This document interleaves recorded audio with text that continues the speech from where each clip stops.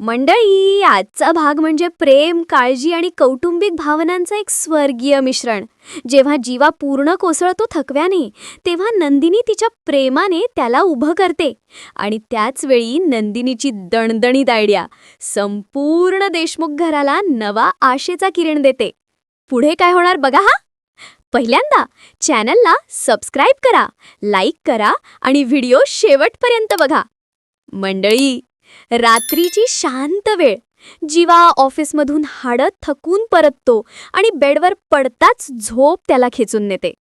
त्याची नजर अर्धी मिटलेली आणि तो म्हणतो, "नाही नंदिनी, आज जेवण नको." पण इथे सुरू होतं नंदिनीचं प्रेमाचं वादळ. ती हातात ताट घेऊन उभी आहे आणि आवाजात हट्टाचं पण प्रेमाचं मिश्रण. "नाही जीवा, जेवल्याशिवाय तुम्हाला एक मिनिटही झोपू देणार नाही."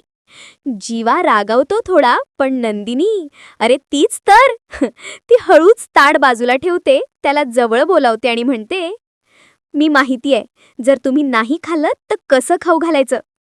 जीवा गोंधळतो आणि त्याच क्षणी नंदिनी पहिला घास भरवते. हा नंदिनीचा घास. दुसरा हा आईचा घास. तिसरा हा बाबांचा घास.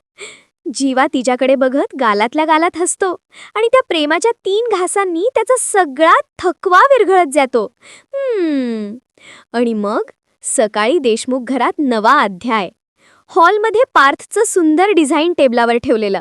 नंदिनीचं लक्ष जातं आणि ती उत्साहाने म्हणते, "वा पार्थ, हे डिझाईन अप्रतिम, अगदी हारासारखंच." माणिनी थोड्याशा आठवणी जागवते आणि नंदिनी लगेच आयडिया टाकते, "आई, तुम्हाला हाराचं डिझाईन आठवत असेल आणि पार्थ ते तसंच काढू शकले, तर आपण पेपरमध्ये ॲड देऊ. ज्याच्याकडे हार असेल तो आपल्याकडे येईल आणि आपला आजींचा वारसा परत मिळेल." बस. माणिनीच्या चेहऱ्यावर आनंद, पार्थकडे आशेची चमक.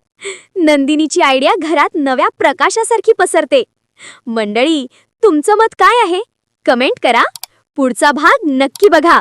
लाईक करा, शेअर करा आणि सबस्क्राईब करा.